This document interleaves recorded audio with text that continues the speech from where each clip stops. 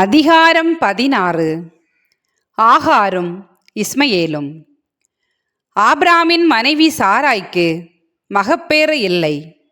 சாராய்க்கு ஆகார் என்ற எகிப்திய பணிப்பெண் ஒருத்தி இருந்தாள்.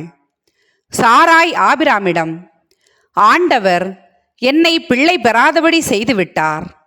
நீர் என் பணிப்பெண்ணோடு உறவு கொள்ளும். ஒருவேளை அவள் எனக்காக பிள்ளை பெற்றுத்தரக்கூடும் என்றார். ஆபிராம் சாராயின் சொல்லை கேட்டார். ஆபிராம் கானான் நாட்டில் 10 ஆண்டுகள் வாழ்ந்தபின் அவர் மனைவி சாராய் எகிப்திய பணிப்பெண் ஆகாரை தம் கணவருக்கு மனைவியாக கொடுத்தார்.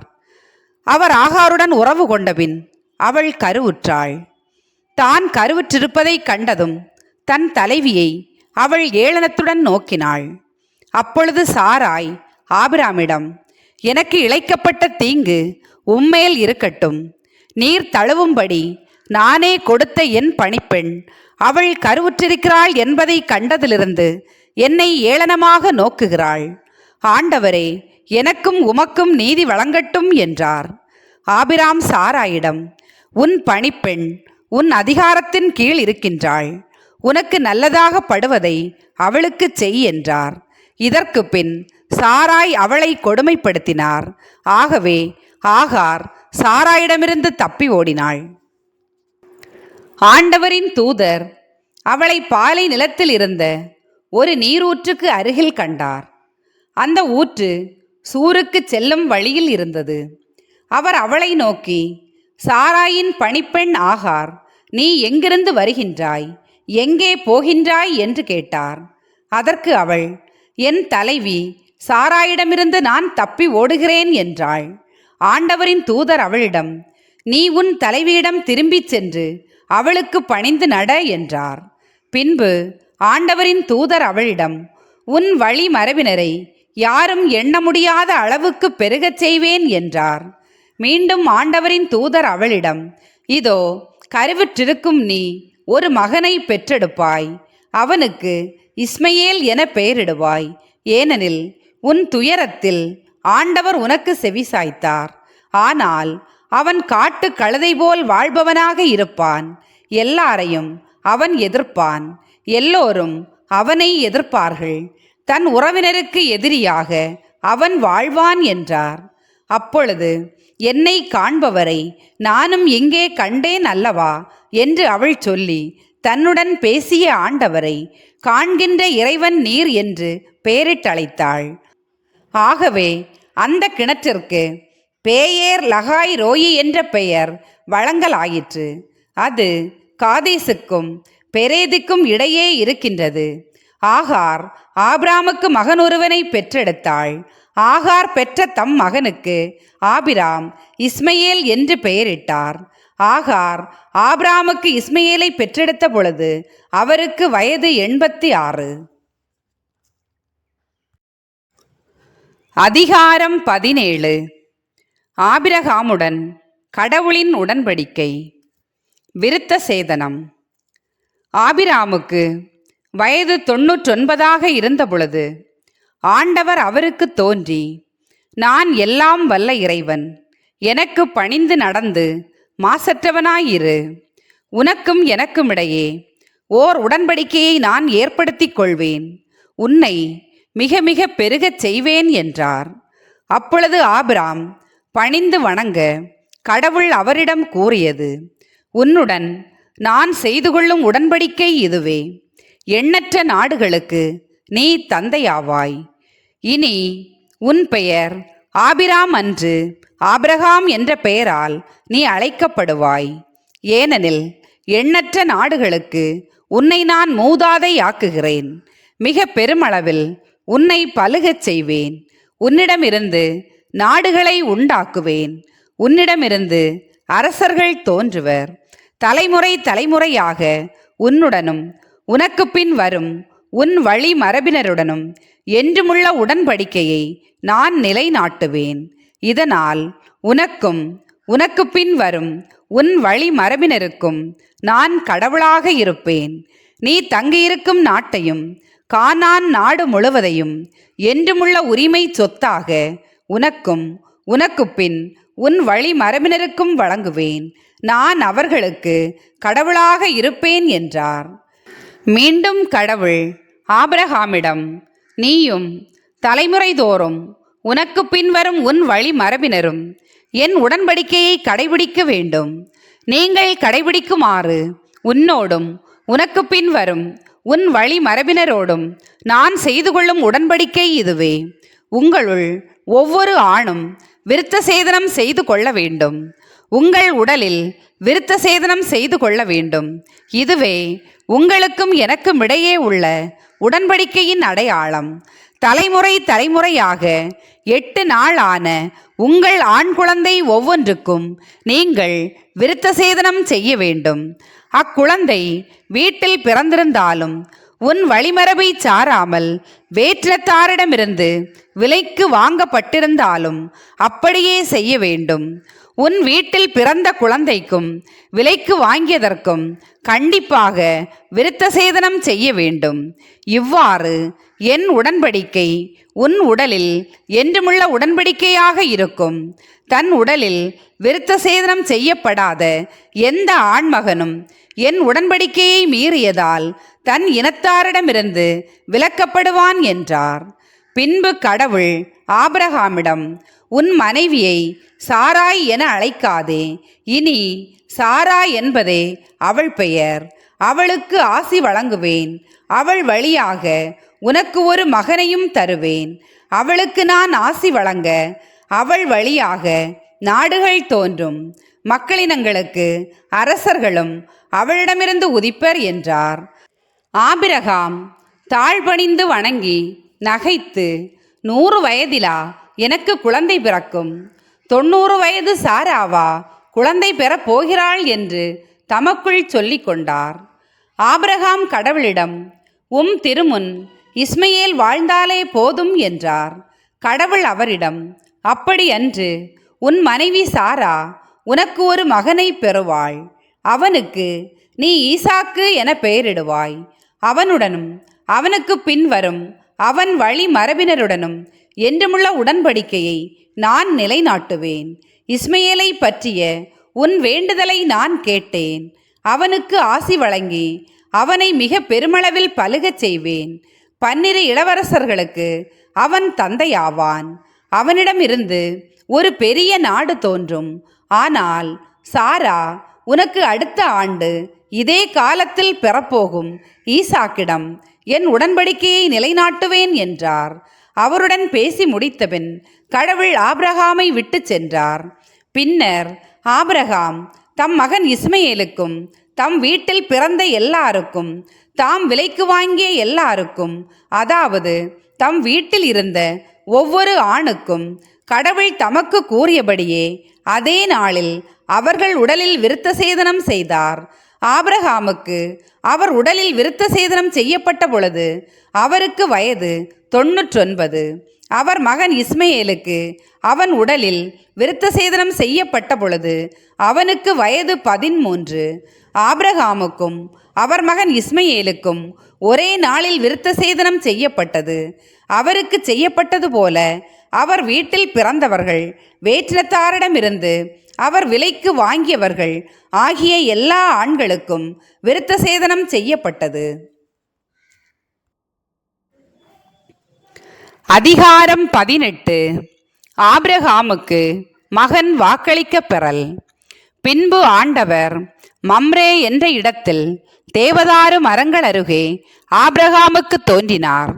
பகலில் வெப்பம் மிகுந்த நேரத்தில் ஆபிரகாம் தம் கூடார வாயிலில் அமர்ந்திருக்கையில் கண்களை உயர்த்தி பார்த்தார்.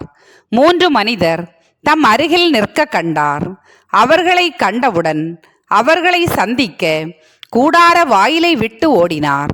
அவர்கள் முன் தரை மட்டும் தாழ்ந்து வணங்கி அவர்களை நோக்கி, என் தலைவரே, உம் கண்களில் எனக்கு அருள் கிடைத்ததாயின் நீரும் அடியானை விட்டு கடந்து போகாதிருப்பீராக. இதோ விரைவில் கொஞ்சம் தண்ணீர் கொண்டு வரட்டும். உங்கள் கால்களை கழுவிய பின் இம்மரத்தடியில் இளைப்பாறுங்கள். கொஞ்சம் உணவு கொண்டு வருகிறேன். நீங்கள் புத்துணர்வு பெற்றபின் பயணத்தை தொடருங்கள் ஏனெனில் உங்கள் அடியானிடமே வந்திருக்கிறீர்கள் என்றார். நீ சொன்னபடியே செய் என்று அவர்கள் பதிலளித்தார்கள். அதை கேட்டு ஆபிரகாம் தம் கூடாரத்திற்கு விரைந்து சென்று சாராவை நோக்கி, விரைவாக 3 மரக்கால் நல்ல மாவை பிசைந்து அப்பங்கள் சுடு என்றார். ஆபிரகாம் மாட்டு மந்தைக்கு ஓடிச் சென்று ஒரு நல்ல இளங்கன்றை கொணர்ந்து வேலைக்காரனிடம் கொடுக்க அவன் அதனை விரைவில் சமைத்தான். பிறகு அவர் வெண்ணெய், பால், சமைத்த இளங்கன்று ஆகியவற்றை கொண்டு வந்து அவர்கள் முன் வைத்தார். அவர்கள் உண்ணும் பொழுது அவர்கள் அருகே மரத்தடியில் நின்று கொண்டிருந்தார். பின்பு அவர்கள் அவரை நோக்கி, உன் மனைவி சாரா எங்கே என்று கேட்க அவர், அதோ கூடாரத்தில் இருக்கிறாள் என்று பதில் கூறினார். அப்பொழுது ஆண்டவர், நான் இளவேனிற் காலத்தில் உறுதியாக மீண்டும் உன்னிடம் வருவேன். அப்பொழுது உன் மனைவி சாராவுக்கு ஒரு மகன் பிறந்திருப்பான் என்றார். அவருக்கு பின்புறத்தில் கூடார வாயிலில் சாரா இதை கேட்டு கொண்டிருந்தார். ஆபிரகாமும் சாராவும் வயது முதிர்ந்தவர்களாயிருந்தனர். சாராவுக்கு மாதவிடாய் நின்று போயிருந்தது. எனவே சாரா தமக்குள் சிரித்து, நானோ கிழவி, என் தலைவரோ வயது முதிர்ந்தவர், எனக்கா இன்பம் என்றாள். அப்போது ஆண்டவர் ஆபிரகாமை நோக்கி, நான் வயது முதிர்ந்தவளாயிருக்க எனக்கு உண்மையில் பிள்ளை பிறக்குமா என்று சொல்லி சாரா ஏன் இப்படி சிரித்தாள்? ஆண்டவரால் ஆகாதது எதுவும் உண்டோ? இளர்வேனிற் காலத்தில் குறிப்பிட்ட நேரத்தில் நான் உன்னிடம் மீண்டும் வருவேன். அப்பொழுது சாராவுக்கு ஒரு மகன் பிறந்திருப்பான் என்று சொன்னார். சாராவோ நான் சிரிக்கவில்லை என்று சொல்லி மறுத்தார். ஏனெனில் அச்சம் அவரை ஆட்கொண்டது. அதற்கு ஆண்டவர், இல்லை, நீ சிரித்தாய் என்றார். சோதோமுக்காக ஆபிரகாம் மன்றாடல். அந்த மனிதர்கள் எழுந்து அவ்விடம் விட்டு சோதோமை நோக்கி சென்றார்கள். ஆபிரகாமும் உடன் சென்று அவர்களை வழி அனுப்பினார். அப்பொழுது ஆண்டவர், நான் செய்யவிருப்பதை ஆபிரகாமிடமிருந்து மறைப்பேனோ? ஆபிரகாமிடமிருந்தே வலிமை மிக்க மாபெரும் இனம் தோன்றும். அவன் மூலம் மண்ணுலகின் எல்லா இனத்தாரும் ஆசி பெற்றுக்கொள்வர். ஏனெனில் நீதி நேர்மை வழி நின்று எனக்கு கீழ்ப்படியும்படி தன் புதல்வருக்கும் தனக்கு பின் தன் வழி மரபினருக்கும் கற்றுத்தருமாறு ஆண்டவராகிய நான் ஆபிரகாமுக்கு வாக்களித்ததை அவன் நிறைவேற்றுவான் என்று தமக்குள் சொல்லிக் கொண்டார். ஆதலால் ஆண்டவர் ஆபிரகாமை நோக்கி, சோதோம் குமாராவுக்கு எதிராக பெரும் கண்டன குரல் எழும்பியுள்ளது. அவற்றின் பாவம் மிகவும் கொடியது. என்னை வந்தடைந்த கண்டன குரலின்படி அவர்கள் நடந்து கொண்டார்களா இல்லையா என்று அறிந்து கொள்ள நான் இறங்கிச் சென்று பார்ப்பேன் என்றார். அப்பொழுது அந்த மனிதர்கள் அவ்விடத்தை விட்டு சோதோமை நோக்கி சென்றார்கள். ஆபிரகாமோ ஆண்டவர் திருமுன் நின்று கொண்டிருந்தார். ஆபிரகாம் அவரை அணுகி கூறியதாவது, தீயவரோடு நீதிமான்களையும் சேர்த்து அழித்து விடுவீரோ? ஒருவேளை நகரில் 50 நீதிமான்களாவது இருக்கலாம். அப்படியானால் அதில் இருக்கிற 50 நீதிமான்களை முன்னிட்டாவது அவ்விடத்தை காப்பாற்றாமல் அழிப்பீரோ? தீயவனோடு நீதிமானையும் அழிப்பது உமக்கு ஏற்றதன்று. நீதிமானையும் தீயவனையும் சமமாக நடத்துவது உமக்கு உகந்ததன்று. அனைத்துலகிற்கும் நீதி வழங்குபவர் நீதியுடன் தீர்ப்பு வழங்க வேண்டாமோ என்றார். அதற்கு ஆண்டவர், நான் சோதோம் நகரில் 50 நீதிமான்கள் இருப்பதாக கண்டால் அவர்களின் பொருட்டு முழுவதையும் காப்பாற்றுவேன் என்றார். அப்பொழுது ஆபிரகாம் மறுமொழியாக, தூசியும் சாம்பலுமான நான் என் தலைவரோடு பேச துணிந்து விட்டேன். ஒருவேளை அந்த 50 நீதிமான்களில் 5 பேர் குறைவாயிருக்கலாம். 5 பேர் குறைவதை முன்னிட்டு நகர் முழுவதையும் அழிப்பீரோ என்றார். அதற்கு அவர், நான் 45 பேரை அங்கே கண்டால் அழிக்க மாட்டேன் என்றார். மீண்டும் அவர் உரையாடலை தொடர்ந்து, ஒருவேளை அங்கே 40 பேர் மட்டும் காணப்பட்டால் என்ன செய்வீர் என்று கேட்க ஆண்டவர், 40 நீதிமான்களின் பொருட்டு அதனை அழிக்க மாட்டேன் என்றார். அப்பொழுது ஆபிரகாம், என் தலைவரே, நான் இன்னும் பேச வேண்டும், சினமடைய வேண்டாம். ஒருவேளை அங்கே 30 பேரே காணப்பட்டால் என, அவரும் 30 பேர் அங்கு காணப்பட்டால் அழிக்க மாட்டேன் என்று பதிலளித்தார். அவர், என் தலைவரே, உம்மோடு அடியேன் பேச துணிந்து விட்டேன். ஒருவேளை அங்கு 20 பேரே காணப்பட்டால் என, அதற்கு அவர் 20 பேரை முன்னிட்டு நான் அழிக்க மாட்டேன் என்றார். அதற்கு அவர், என் தலைவரே, சினமடைய வேண்டாம், இன்னும் ஒரே ஒரு தடவை மட்டும் என்னை பேசவிடும். ஒருவேளை அங்கு 10 பேர் மட்டும் காணப்பட்டால் என, அவர் அந்த 10 பேரை முன்னிட்டு அழிக்க மாட்டேன் என்றார். ஆபிரகாமோடு பேசி முடித்தபின் ஆண்டவர் அவரை விட்டு சென்றார். ஆபிரகாமும் தன் இடத்திற்கு திரும்பிச் சென்றார். அதிகாரம் 19. சோதோமின் தீச்செயல். மாலை வேளையில் ஆண்டவரின் தூதர் 2 சோதோமுக்கு வந்தனர். அப்பொழுது நகரின் நுழைவாயிலில் லோத்து உட்கார்ந்திருந்தார். அவர் அவர்களை கண்டவுடன் எழுந்து சந்திக்க சென்று தரைமட்டும் தாழ்ந்து அவர்களை வணங்கினார். பிறகு, என் தலைவர்களே, அருள் கூர்ந்து உங்கள் அடியானின் இல்லத்திற்கு வாருங்கள். உங்கள் கால்களை கழுவி இரவு தங்குங்கள். காலையில் எழுந்து உங்கள் வழி பயணத்தை தொடருங்கள் என்று சொன்னார். அவர்களோ, வேண்டாம், பொதுவிடத்தில் நாங்கள் இரவு தங்குவோம் என்று மறுமொழி சொன்னார்கள். அவர் அவர்களை மிகவும் வற்புறுத்தவே அவர்களும் உடன் சென்று அவரது இல்லத்தினுள் நுழைந்தார்கள். அவர் புளிப்பற்ற அப்பம் சுட்டு அவர்களுக்கு விருந்தளிக்க அவர்களும் உண்டார்கள். பின் அவர்கள் உறங்கச் செல்லும் முன் சோதோம் நகரின் மக்களுள் இளைஞர் முதல் கிழவர் ஈராக எல்லா ஆண்களும் அவ்வீட்டை சூழ்ந்து கொண்டனர். பிறகு லோத்தை கூப்பிட்டு, இன்று இரவு உன்னிடம் வந்த ஆடவர் எங்கே?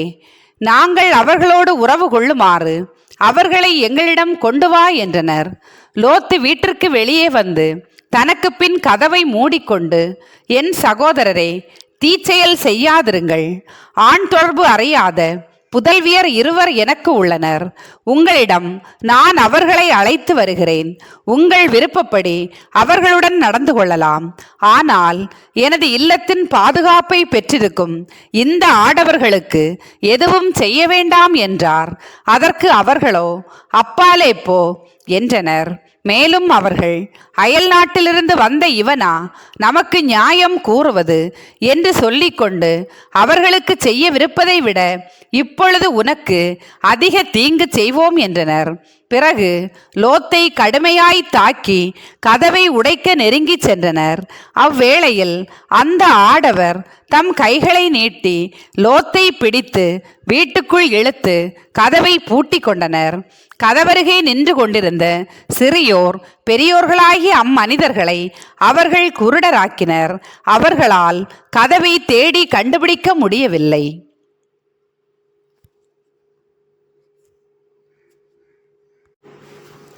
சோதோமை விட்டு லோத்து வெளியேறல். மேலும் அந்த மனிதர்கள் லோத்தை நோக்கி, இங்கே உன்னை சார்ந்த வேறு யாரேனும் உளரோ, மருமகனோ, புதல்வரோ, புதல்வியரோ, உன்னை சார்ந்த வேறு யாரேனும் இந்நகரில் இருந்தால் அவர்களை இவ்விடத்திலிருந்து உன்னுடன் அழைத்து கொண்டு போய்விடு. இந்த இடத்தின் மக்களுக்கு எதிராக பெரும் கண்டன குரல் ஆண்டவர் திருமுன் எழுந்துள்ளதால் நாங்கள் இந்த இடத்தை அழிக்கும்படி எங்களை அவர் அனுப்பியுள்ளார் என்றனர். உடனே லோத்து வெளியே போய் தம் புதல்வியருக்கு மன ஒப்பந்தமாகியிருந்த மருமக்களோடு பேசி, நீங்கள் எழுந்து இவ்விடத்தை விட்டு புறப்படுங்கள், ஏனெனில் ஆண்டவர் இந்நகரை அழிக்கப் போகிறார் என்றார்.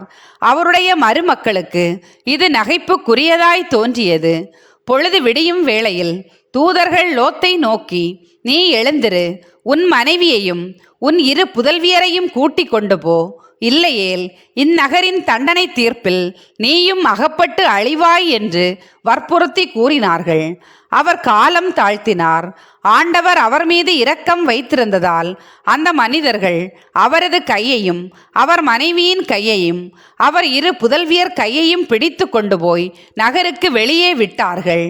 அவர்களை வெளியே அழைத்து வந்தவுடன் அந்த மனிதர்கள் அவரை நோக்கி, நீ உயிர் தப்புமாறு ஓடிப்போ, திரும்பி பார்க்காதே, சமவெளி எங்கேயும் தங்காதே, மலையை நோக்கி தப்பி ஓடு, இல்லையேல் அழிந்து போவாய் என்றார்கள்.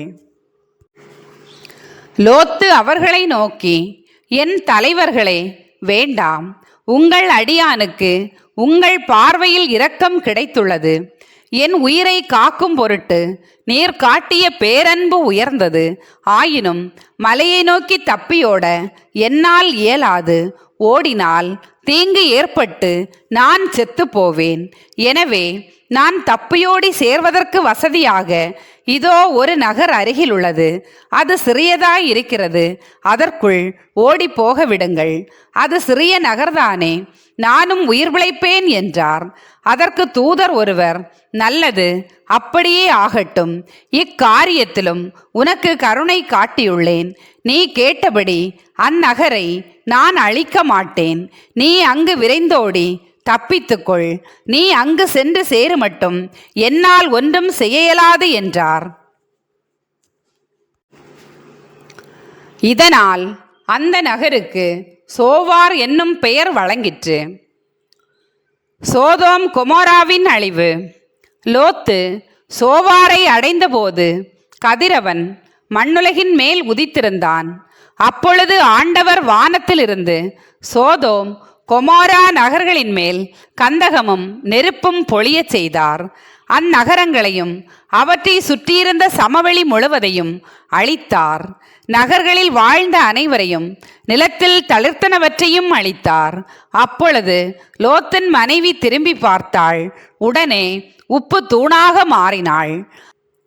ஆபிரகாம் காலையில் எழுந்திருந்து தாம் ஏற்கனவே ஆண்டவர் திருமுன் நின்ற இடத்திற்கு போனார். அவர் சோதோமையும் கொமோராவையும் சூழ்ந்திருந்த நிலப்பகுதியையும் நோக்கி பார்த்தபோது சூளையின் புகை போல நிலப்பரப்பிலிருந்து புகை கிளம்ப கண்டார். கடவுள் சமவெளி நகர்களை அழித்தபோது ஆபிரகாமை நினைவு கூர்ந்தார்.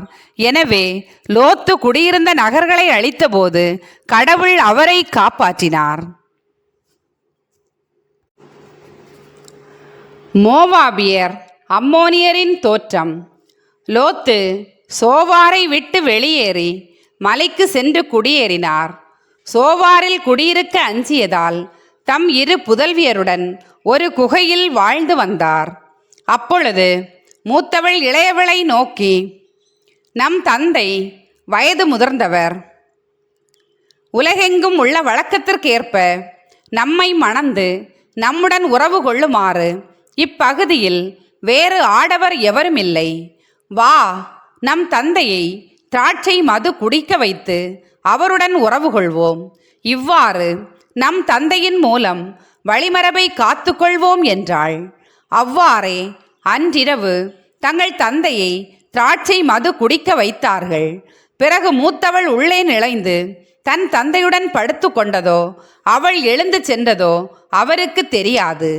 மறுநாள் மூத்தவள் இளையவளை நோக்கி, நேற்றிரவு என் தந்தையோடு நான் படுத்து கொண்டேன். இன்றிரவும் அவ்வாறே அவரை திராட்சை மது குடிக்க வைப்போம். நீ சென்று அவருடன் படுத்துக்கொள். இவ்வண்ணமாக நம் தந்தையின் மூலம் வழிமரபை காத்து கொள்வோம் என்றாள். அவ்வாறே அன்றிரவும் தங்கள் தந்தையை திராட்சை மது குடிக்க வைத்தார்கள். இம்முறையும் இளையவள் சென்று படுத்து கொண்டதோ அவள் எழுந்து சென்றதோ அவருக்கு தெரியாது. இவ்வாறு லோத்தின் புதல்வியர் இருவரும் தம் தந்தையின் மூலம் கருத்தரித்தனர்.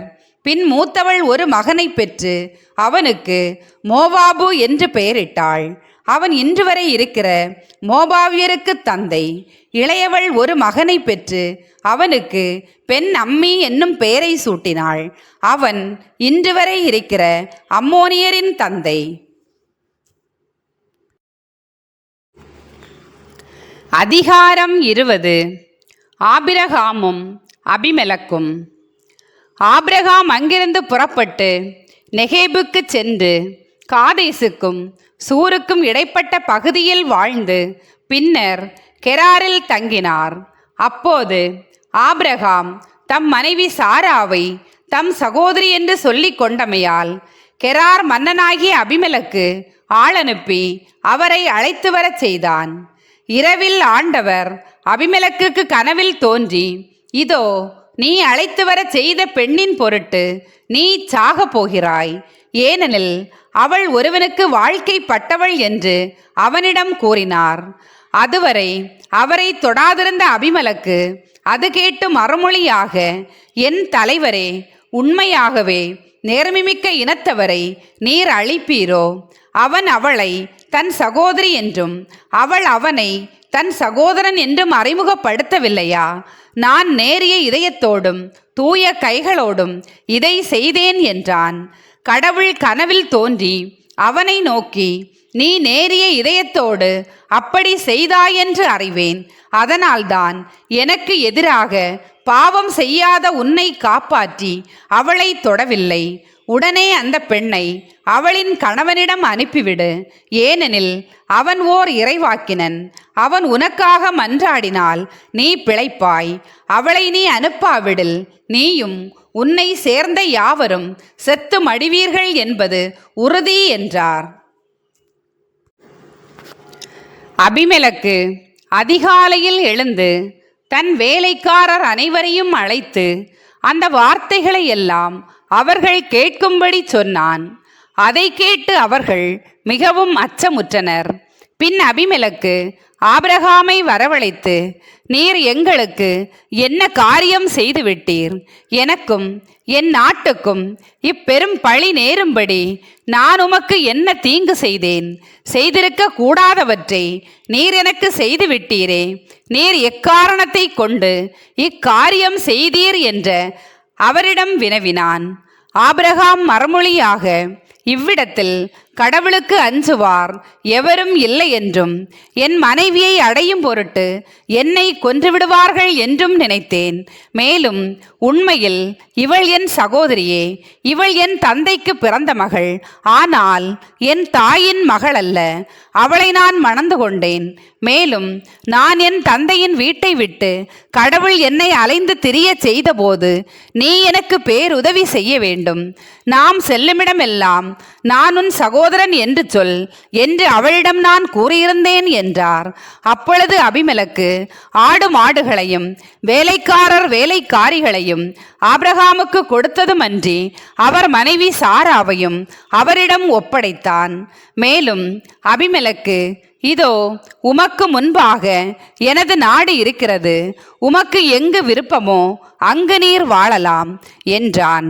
மேலும் சாராவை நோக்கி, இதோ உன் சகோதரருக்கு 1000 வெள்ளிக்காசு கொடுத்துள்ளேன். உன்னோடு இருப்பவர்களின் பார்வையிலிருந்து அது மறைக்கும் திரையாக அமையட்டும். அனைவர் பார்வையிலும் உன் பழி நீங்கிவிட்டது என்றான். ஆபிரகாம் கடவுளிடம் மன்றாடவே கடவுளும் அபிமெலக்கையும் அவர் மனைவியையும் அடிமை பெண்களையும் குணமாக்கி அவர்களுக்கு பிள்ளைப்பேறு அளித்தார். ஏனென்றால் ஆபிரகாமின் மனைவி சாராவை முன்னிட்டு ஆண்டவர் அபிமெலக்கு வீட்டிலிருந்த பெண்களை மலடிகளாக்கி இருந்தார்.